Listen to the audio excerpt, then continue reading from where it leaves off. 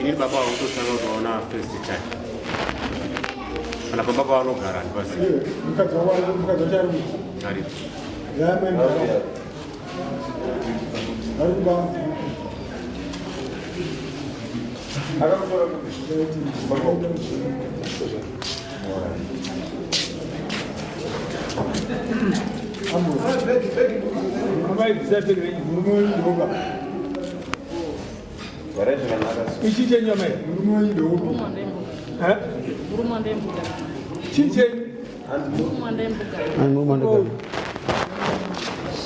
Maningwa ngadi marambana nawo 8 months. 5 months. Makarambana kupi? Yeye ndiye akatashanda. Makarambana kupi? Kumba. Ama waena niwo. Yani ndo. Ana baba wangu. Na awana? Kanda zamna babongo. Baba wangu ndo. Ma eh? Anda palando zio. Sio wewe utaki wale very good. Abara rozia. Abara garora ile. Name. Iyo nozani mboko. Ndo zara zara ndo ngofeti bona msike ndawo ndameninga. Ore. Number 3. Wakaende sei mboko. Eh? Mogara kubi. Chakere bona mbona ngoro kagiri. Eh? Ngoro mkagiri. Chakere ngono mbona. Ikatambiwa. Makainesa. Yes. Ikatambiwa nani? Na baba tezo wangu wakasha. Mama ni nguwa yakadi mgari mkazi. 15 years. Eh? 15 years. Mniona ngani? Sana tu. Sana tu. Sana. Hakuzuka kwa mungu. Mkwasho unyapa ndo uti. Oh, kwa wasukuru wenyu mnawazia. Wana wasisi wenyu. Baba wao ndi wapi? Right. Pampacho wa? Pampacho no chivitwa na sisi. Pampacho no kwa kuze uda kwenda kupi. Sasa right hapo. Saka mwana wa first born ya sisi wako ine makore mangani. akumana washire ndi muzira na mama 14 years. Ndio first born ine murumo. Ko second born ine makore mangani. Ani 7 years. And 7 years. Ni murumobi? Yes. Ne wewe. Alright. Dai sisi wako wafa pa 5 months. Wawatswaga kunani? Ako isinya kuda kuona mafambira tikaiti. Dai sisi wako maini. Dai mwana wenyu afa. Daba maini. Dai mwana wenyu sisi wenyu afa. Maiti warukupi. Man? Pa 15 years zese. Antua izozi. Dai vafa mu 15 years izozi. Maya tsagera kuna murumo upi.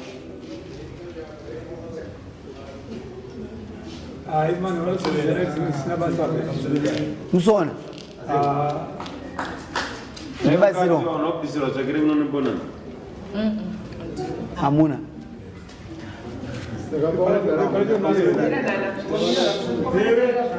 Absolutely. Juga kutangana nemo rawe. Kuti baba wana wako ni wapi? Sei wada. Kama wananikusha peni. Wanusika mne ya mzisi. Amadzipi.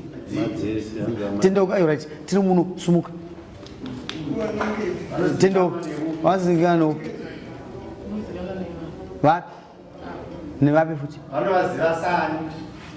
Wanoza se muno ndegara naye. Seji? Se muno ndegara naye. Seji? Se muno ndegara naye. Murumo gara naye. Betira kira kanzi mwana wako. Kanzi bepa. Befelani? Itai. Isaiah. Ununza nini? Isaiah. Saka kana baba wako izo wachida kuti waleta full up efuma. Vanenda kunani?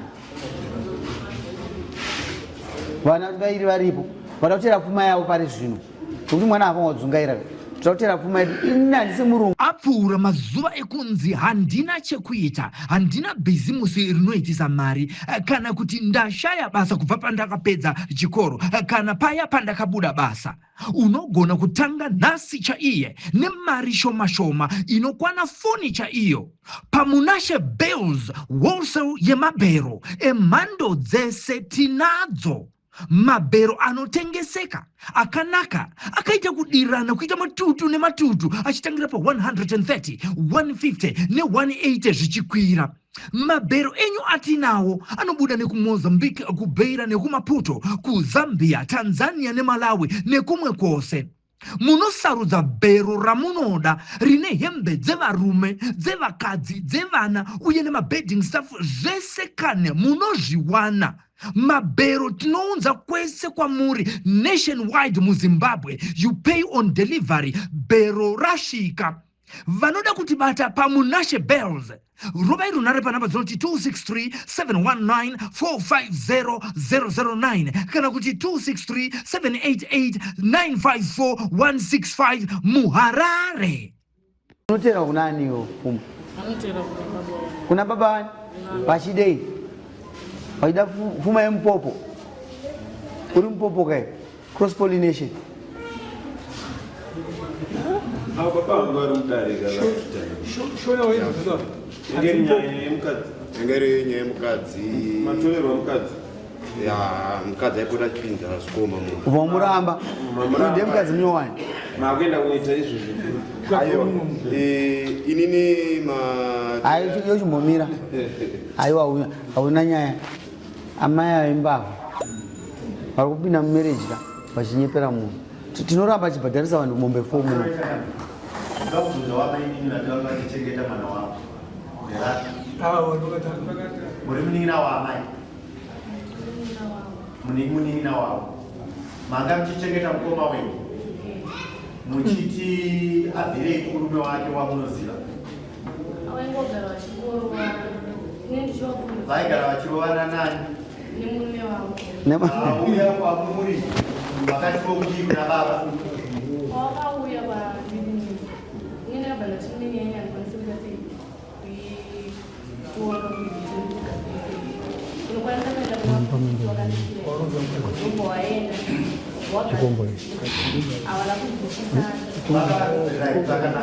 Murume akatotera kuti vagadzirise. Vakataurirana. Asa wanakukushika. Muri kuzvita kune vanasikana chete pasina ana baba. Ana baba wangasati baba. Ndatenda. Saka makakurodza mai kuti hapana marriage vanhu vasina kurambana. Uyu ndiani wenyu? Ha? Saka amuzive ko uyu ndiani wenyu? Ha? Ndibanguru. Saka uyu kana musingamuzive uyu achiti uchikomba kwamuri uyu chichi zvinorevei? Ava ndibanguru wenyu ko uyu ndiani? Amuzive. Saka uyu akwirwa chikomba imi munoti kudii?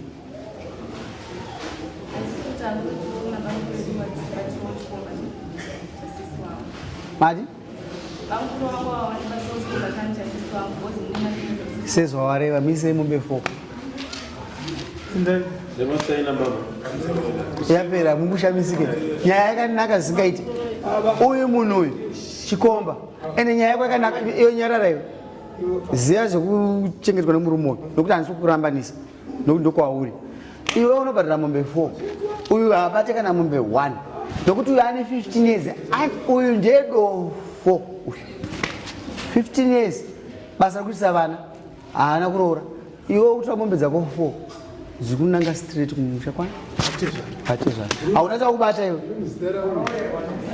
Yapera kamusoni. Yakachena zingaiti. Yakachena. Iwe unotora mombe dzako 4.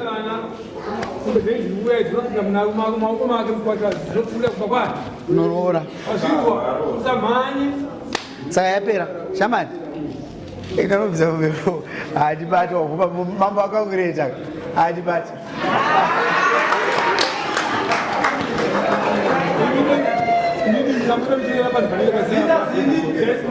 Then, regarding Basile Shaman, Amirako, ndikubatsire shamani apa marriage apa asisina anditi chandauda kuti uite wewe kana ipapa muchikwanisa ngopanana shereni kuti handani mwe musowa muchapanana isusu tauda kuti ubudise shereni ako adzimai makaenda handikuziva kuti mairo vana mairwisana ndonyaya yaparadza musha wenyu asi kakuna baba vane soft touch ava varovi vanga chitondetsowa chiurirwa saka zvavo zvaita sei zvazofamba saka chingova pashereni zvinhu zvita sei zvifambi pamusoro wedai papa wanzwa kuti inini ndiri kugara namai angu wakabva watorana nemukadzi wangu uye wandakawada ari paipa sandwa kugara naye nofunga vamutombogara kwema 2 days na 3 days but wasada kugara aiyo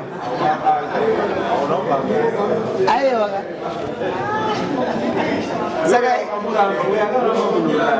ndansati ndasana namuranga aiwa vakaramba namudara ndosaka ndakutoenda kuziva wakauya nenyaya yeuchirwadziwa kuti mukadzi wako ari kudaiwa kudaro aiwa vakanzi maafrika murikugara muzimbomani kwemabushu inini ndaimbogara mhonduro ndatama ndikwangu futi ndandawo maganya kumaganyani kumiri kuo chinzwisisa shamani vanhu hamusani matendera kuti chirwere chiriko imadhikadhika muri kuita makanyanisi tinovaona mashops kwete kuvanhu izvi zvamakuita zvemakanyanisi izvi hazvina kunaka wazvinzwa iyo shamani usaite izvo zvinourayisa zvozvo usaite zvinhu nehasha